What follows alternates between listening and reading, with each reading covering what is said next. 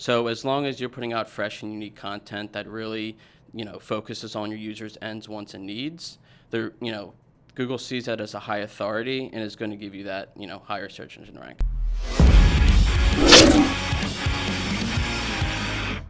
Hey everybody, CJ Bachmann here. Welcome to another episode in the Den. Today I am joined by our one and only SEO senior strategist, Damian Arazzini. Damian, welcome. Thanks, CJ, for having me. We are so happy to have you. We have been doing some really fun episodes lately where we kind of look at some questions that either our clients or our audience members are kind of asking. And a lot of what we hear is in regards to SEO. So if you don't mind, let's just kind of dive right in and hopefully the audience can walk away with some great information. Yeah, right? So first and foremost, a lot of people don't necessarily know that SEO is search engine optimization, but the thoughts behind it is that it's mostly for large businesses, blockchains. But tell us a little bit about why a local business really needs SEO to thrive on the search engines. So first of all, SEO is important for all sizes of businesses, but it's definitely vital for small businesses to have SEO in their marketing strategy. Some small business owners might think that it's, an unnecessary expense or even not worth the time and effort, but that couldn't be farther from the truth. Unlike paid channels where these bigger companies can come in with a higher marketing budget and really cover more of that territory, when it comes to SEO, everyone's starting from ground zero, so it's all about the input you're putting in is going to directly affect the output. Yeah, so that in itself is an answer to another question, which is how they can use it to compete with larger companies. Everyone kind of is held to the same standard, the same regard. Now, one thing that I can say is that you have to keep in mind that you have massive sites like Wikipedia or, the Walmarts of the world. So if you plan on competing with them, there's some tips and tricks, that can help you do that, but you're not necessarily going to do that word for word. No. So continuing with the big business versus small business, are there any tactics that can help with small budgets? So any SEO tactics for someone who just doesn't have a massive budget to be able to use? Right. So one effective way that small businesses can really compete against those large competitors on a limited budget is building a strong online presence. The easiest way of doing this is creating a Google My Business listing. A GMB, first of all, is free, and it gives you the option or the ability to post, your business location on Google Maps or other local search results, which helps people find, products and services like yours in their local area. It, also gives you the opportunity to answer questions, garner reviews, or even, post links and news articles right on the platform. Another great tactic is your keyword strategy.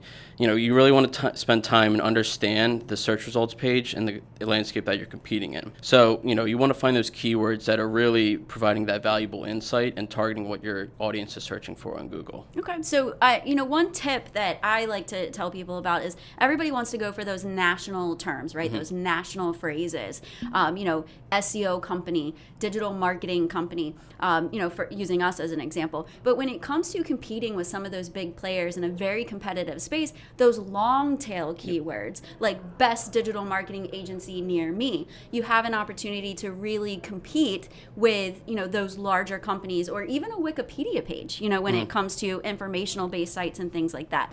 So I totally agree that keywords are a big part of how you can compete, and using some of those long tail keywords can definitely help you rise closer to the top for keywords that are more converting for you. Right. Yep. So let's talk a little bit about content, right? So Google has their EEAT standards, and just so I don't mess it up, experience, expertise, authoritativeness, and trustworthiness.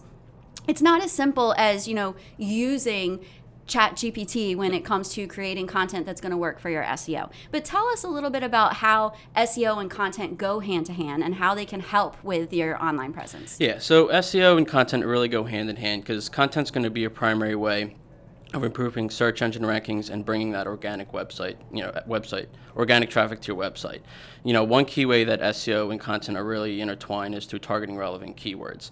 When we're creating content, we want to really target those relevant keywords, again, that, what your audience is searching for on Google. So as long as you're putting out fresh and unique content that really, focuses on your users' ends, wants, and needs, Google sees that as a high authority and is going to give you that, higher search engine ranking. Yeah, absolutely. You have to create content for the people who are going to be consuming it. So I agree. What should businesses do to kind of keep up with the latest and greatest when it comes to, SEO knowledge? And how often should they be changing out the content on their site to keep their SEO fresh? Right. So it's important to really pay attention to any sort of industry news and any changes, in core Google core algorithms and adjust your SEO strategy accordingly. For my advice for small businesses, to really focus on a strong technical SEO to make sure that your site is fully optimized and up to Google standards. This means having fast page load speeds, mobile optimization, make sure, nothing's broken on your site, and adding that structured markup to your website. Okay. When it comes to, how often content should be updated, generally SEO takes several months to really start seeing your, results from your efforts. So in that time frame after, you can see what and what's not working. Are there pages that are getting more organic traffic than others? Maybe those pages that aren't getting as much traffic, let's add some fresh, relevant content to it. At the same time, it's a good idea to be adding monthly content to your website. This can consist of blogs, articles, testimonials, or even additional service pages, so Google can continuously crawl it. I like the term, fresh content equals frequent indexing. The more content you're adding to your site, Google's going to index that, and that's a higher, potential to increase your search rankings. Oh, I love that. Fresh content equals frequent indexing. Write that one down. That one's great. Thanks, Damian. Yeah. So real quickly before we move on to the next piece, there are also some resources that small businesses can use. So I'm going to kind of give a few of them out, and if I'm missing any, let me know. So for everybody out there listening, you have Moz, which is constantly keeping up with the updates, and sometimes they even hear some of the talks before other agencies do. So it's a great resource. So is Search Engine Land, Search Engine Journal, as well as SEMrush. There are quite a few out there. Are there any that you utilize that I might be missing? No, SEMrush is the biggest one. Moz or even Ahrefs, are great sources to use to see how organic traffic's performing on those pages and, how keywords are ranking over time. Yeah, so I think it's just important to educate yourself as well along the way. And of course, if you are a business owner who's also working inside your business, not just on it, utilize an agency to really help you stay on top of what the latest trends are and the most recent updates. Let's talk a little bit about measuring SEO. We talk a lot about data on the show. We deal with data every single day here in the office. But what are some ways that people can measure how well their SEO is performing? Yeah, so there are a couple of ways that small businesses can really measure their efforts of their SEO.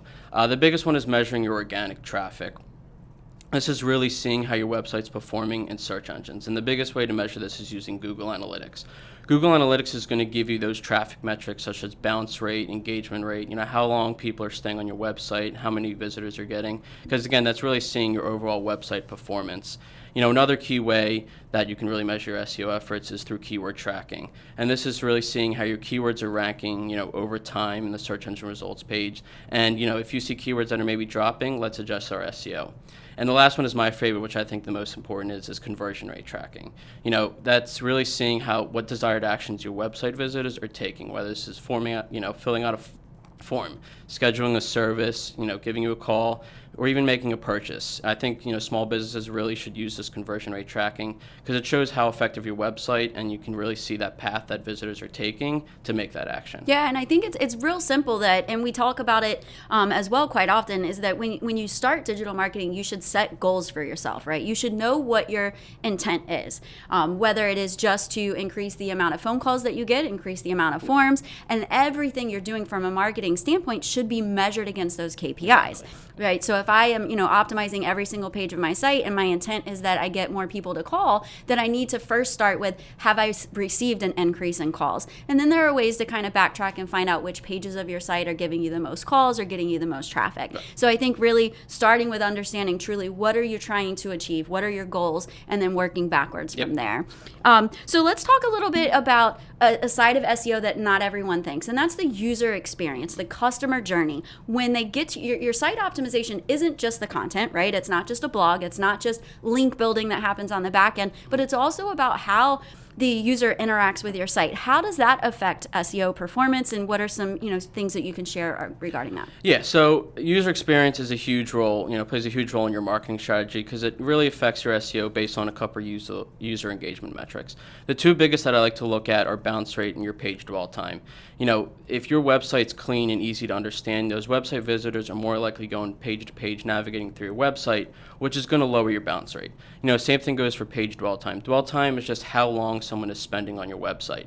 So if Google sees that people are spending more and more time on your website, they're going to know first off that you're relevant, and they're going to know that you're useful to the search query that they searched. And that's a huge factor that plays in Google search results and search rankings.